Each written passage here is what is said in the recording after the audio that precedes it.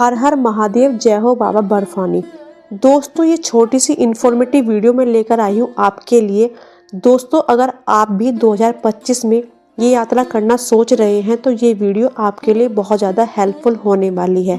तो आज मैं इस वीडियो में बात करूँगी ये यात्रा कब से शुरू होने वाली है, कौन सा रूट इस यात्रा के लिए बेस्ट होगा, बुकिंग कैसे करें, किन किन बातों का ध्यान रखें और किन किन बातों को आपको अवॉइड करना है और कैसे ये यात्रा करनी चाहिए। सब कुछ मैं आपको डिटेल्स में बताऊंगी। मेडिकल कहाँ से करवाएं, खर्चा कितना आएगा, ये सब जानकारी भी मैं आपको इस वीडियो में दूंगी।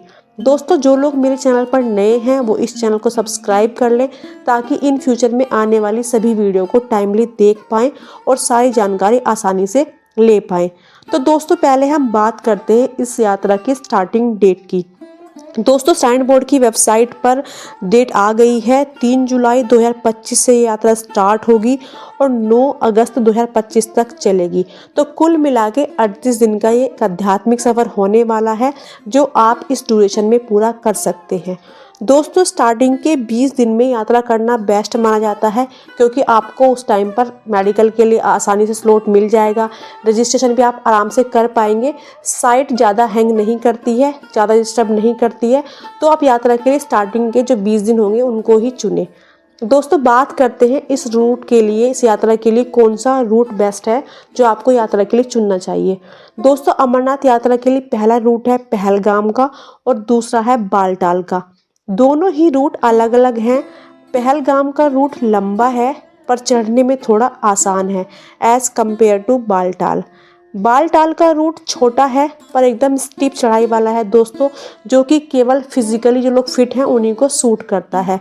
लेकिन ये शॉर्ट रास्ता है जो आपको जल्दी दर्शन करा देगा और जिसका डिस्टेंस लगभग 14 किलोमीटर है गुफा तक। दूसरा रूट जो है वो है पहलगाम का, जिसकी चढ़ाई आप आसानी से चढ़कर आराम से दर्शन कर सकते हैं। ये टोटल 48 किलोमीटर का रूट है जिसे पूरा करने में आपको 3 दिन तो लग ही जाते हैं। तो अगर आप पहली बार जा रहे हैं और आराम से यात्रा करना चाहते हैं तो पहलगाम आपके लिए एक अच्छा विकल्प है। और अगर आप पूरी तरह फिट हैं और जल्दी जाना चाहते हैं तो आप बालटाल का रास्ता भी ले सकते हैं।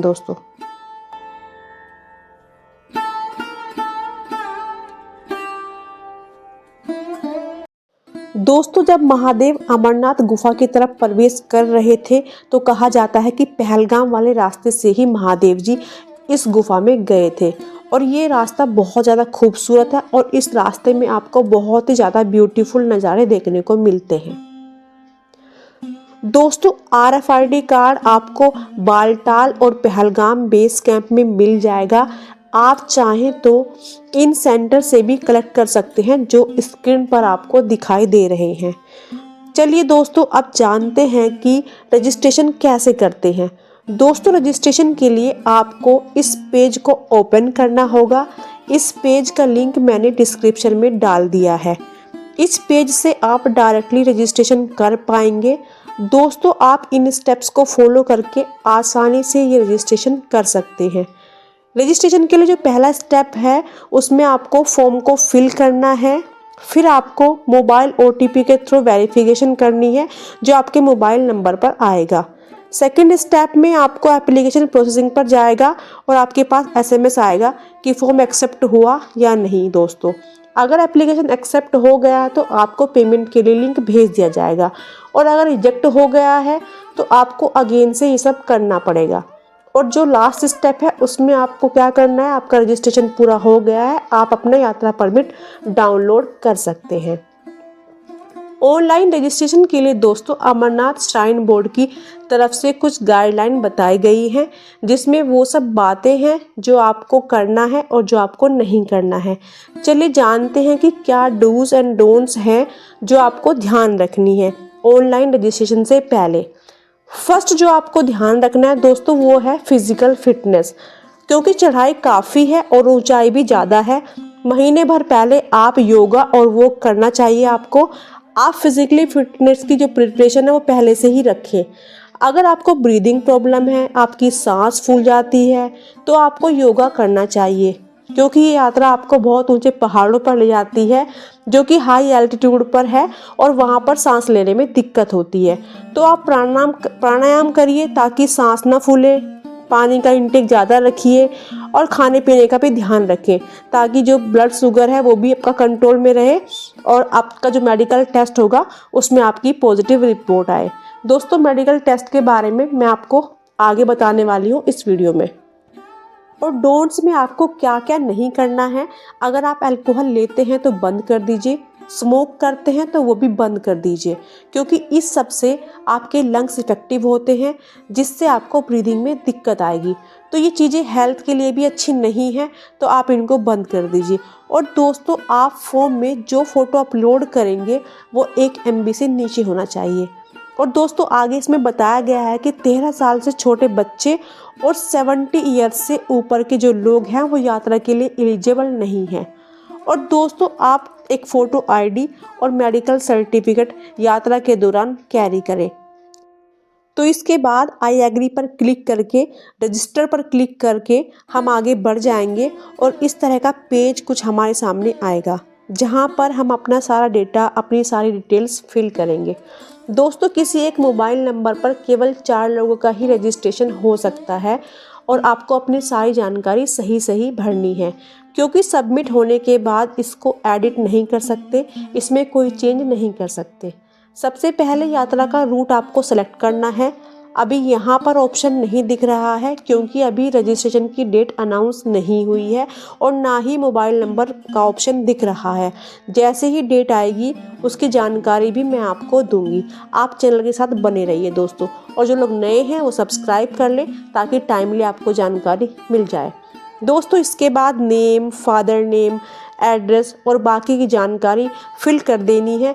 उसके बाद एक मोबाइल नंबर आपको डालना है जिस पर OTP आएगा, और ये नंबर पोस्टपेड ही डालें क्योंकि जम्मू एंड कश्मीर में प्रीपेड नंबर नहीं चलते हैं। और यहाँ अब आपको एक इमरजेंसी नंबर भी देना है ताकि कोई भी दिक्कत होने पर प्रशासन आपके बारे में इन्फॉर्म कर पाए। इसके बाद ईमेल ID का ऑप्शन फिल करना है। ईमेल पर भी OTP आएगा तो ध्यान से फिल करना है। इसके बाद आधार कार्ड फिल करना है ध्यान से, क्योंकि बाद में चेंज नहीं कर सकते हैं। नेम ऑफ नेक्स्ट किन में अपने नियरली फैमिली मेम्बर्स के नाम डालने हैं और उसके बाद उनसे आपका जो रिलेशन है वो भी डालना है। उसके बाद ब्लड ग्रुप और नेशनैलिटी डालना है। इसमें आपकी सब बेसिक जानकारी आएंगी। और जो रेड स्टार मार्क हैं दोस्तों, वो ऑप्शन आपको ज़रूर फिल करने हैं, वो कंपलसरी हैं। अगर आप वो फिल नहीं करेंगे तो ये फॉर्म आगे नहीं बढ़ेगा। मेडिकल डिटेल्स के लिए आपको स्टेट, लोकेशन, हॉस्पिटल और अथॉरिटी नेम, ये चारों आपको भरना पड़ेगा। मेडिकल के लिए shrine board state wise list जारी करता है, तो आप उसी हॉस्पिटल में जाकर अपना टेस्ट करवाएं जहां पर श्राइन बोर्ड ने मेंशन किया है। अगर आप कहीं और से कराएंगे तो वो वैलिड नहीं होगा। दोस्तों, अभी 2025 की जो लिस्ट है वो अभी नहीं आई है, इसके लिए थोड़ा वेट करना पड़ेगा और मैं भी आपको अपडेट कर दूंगी। अगर मेरे चैनल को आप फॉलो करते हैं तो आपको हॉस्पिटल की लिस्ट, डॉक्टर और ये सब जानकारी आपको मिल जाएगी। दोस्तों, इसके बाद एक फ़ोटो जिसकी साइज़ 1 MB से कम हो और मेडिकल सर्टिफिकेट जिसका साइज़ भी 1 MB से कम हो, उसको अपलोड कर देना है। और मेडिकल सर्टिफिकेट की इशू डेट एंटर करके और ये कैप्चा जो दिखा रखा है इसको भर के आपको सबमिट कर देना है। दोस्तों, 2025 के लिए मेडिकल टेस्ट के लिए मेडिकल टेस्ट फॉर्म आपको ऑथोराइज सेंटर से या online Shri Amarnath shrine board की वेबसाइट पर मिल जाएगा। दोस्तों, 2025 के लिए भी मेडिकल फॉर्म अभी नहीं आया है और आपको जैसे ही साइट पर अनाउंस होगा तो आप वहां से डाउनलोड कर सकते हैं। मेडिकल टेस्ट में आपके कुछ बेसिक टेस्ट होंगे जिसमें ब्लड प्रेशर का टेस्ट होता है, ब्लड शुगर का टेस्ट होता है, कुछ बेसिक टेस्ट हैं जो आपको करवाने पड़ेंगे। दोस्तों, मेडिकल टेस्ट है जो वो कंपलसरी है, जिसके बिना आपका रजिस्ट्रेशन पूरा नहीं होगा और आप ये वैलिड जगह से ही कराएं जहां से श्राइन बोर्ड ने मेंशन किया है। List of hospital, list of doctor आपको ये ऑनलाइन अपडेशन मिल जाएगी जैसे ही Shri Amarnath shrine board update site पर डालेगा। दोस्तों रजिस्ट्रेशन के लिए विंडो जहां तक लगता है मुझे अप्रैल में खुल जाएगी। लगभग 20 अप्रैल के आसपास सारी अपडेट ऑनलाइन स्टाइन बोर्ड की साइट पर आ जाएंगी। मेडिकल के लिए कौन कौन से डॉक्टर ऑथराइज हैं, टेस्ट फॉर्म में क्या क्या मेंशन है, और रजिस्ट्रेशन के लिए विंडो भी खुल जाएगी। तो दोस्तों आप टाइमली अपना रजिस्ट्रेशन करा लें और चैनल से जुड़े रहें ताकि आपको आने वाली सभी जानकारी मिले। दोस्तों स्टार्टिंग में रजिस्ट्रेशन करके यात्रा करने में ज़्यादा आपको आसानी रहती है in comparison to last slot, तो आप स्टार्टिंग में ही चूज करें।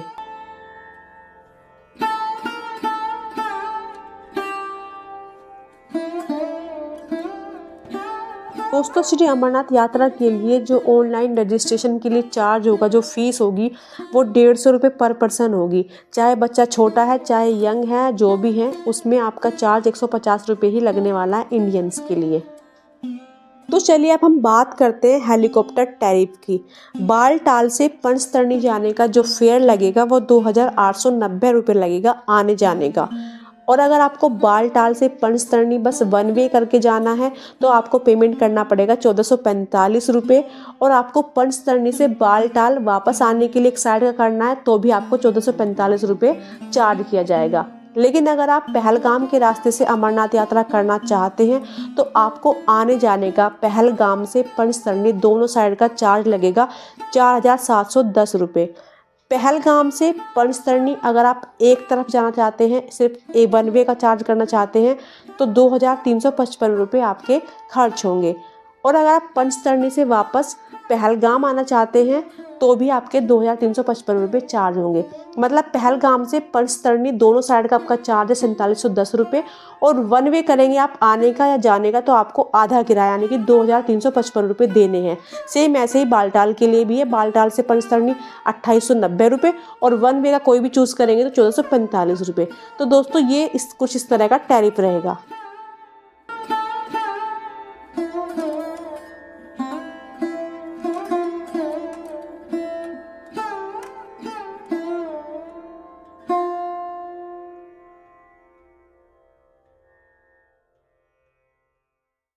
चलिए दोस्तों अब हम बात करते हैं श्री अमरनाथ यात्रा के लिए आपका बजट कितना रहेगा।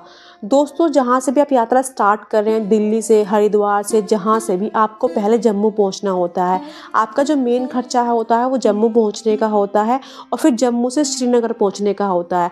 आप जम्मू से श्रीनगर ट्रेन से पहुँच रहे हैं तो आपका खर्चा कम आएगा। आप बस से पहुँच रहे हैं तो आपका थोड़ा खर्चा बढ़ जाएगा, या आप प्राइवेट कैब से पहुँच रहे हैं। तो दोस्तों आपका जो भी खर्चा है, मेन खर्चा वो ट्रांसपोर्ट का है अगर आप ये यात्रा पैदल करेंगे।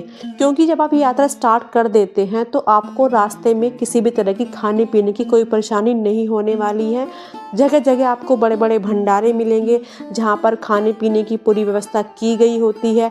आपको स्टे के लिए भी बहुत सारे ऑप्शन फ्री में मिल जाएंगे। लेकिन अगर आप फ्री वाला भी अवेल नहीं करना चाहते तो आपको बहुत कम चार्जेस पे 200 रुपये पर नाइट या उसके हिसाब से आपको कैंप मिल जाते हैं दोस्तों। और दोस्तों रास्ते में मेडिकल के लिए भी आपको बहुत सारी सुविधाएं मिल जाएंगी। आपको किसी भी तरह की किसी भी दवाई का पैसा नहीं देना है। किस तरह की कोई परेशानी हो जाती है तो आपको उसके लिए कोई चार्ज नहीं देना पड़ेगा। वहाँ पर पूरी हेल्पिंग टीम रहती है जो भी यात्री होते हैं उनके लिए दोस्तों। चलिए अब बात करते हैं श्री अमरनाथ यात्रा के लिए आपको कैसे बैग पैक करना चाहिए।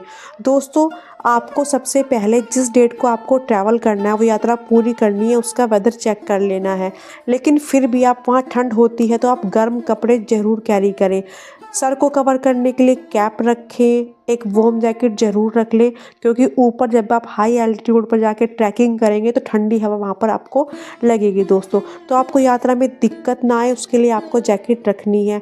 सबसे मेन इम्पोर्टेंट जो पार्ट है दोस्तों वो ट्रैकिंग के टाइम पे होता है। जब आप हाई एल्टीट्यूड पर जाते हैं आपके जूते कैसे हैं। दोस्तों आपको जूते इस तरह के लेने हैं जो आपके एंकल को पूरा कवर करें और वहाँ पर आपकी जो ग्रिप है उसको बना के रखें। अगर फिसलन का रास्ता भी है या फिर थोड़ा बर्फ़ है तो आप उसमें आसानी से चल पाएँ। इस तरह का आपको अपना जूता लेकर जाना है।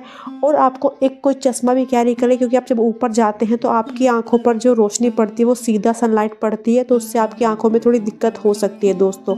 और पीने के लिए अपने बैग में पानी ज़रूर रखें ताकि आप जब भी आप ट्रैकिंग करेंगे, ऊपर यात्रा के लिए चढ़ेंगे तो थोड़ा थोड़ा पानी पीते रहें दोस्तों।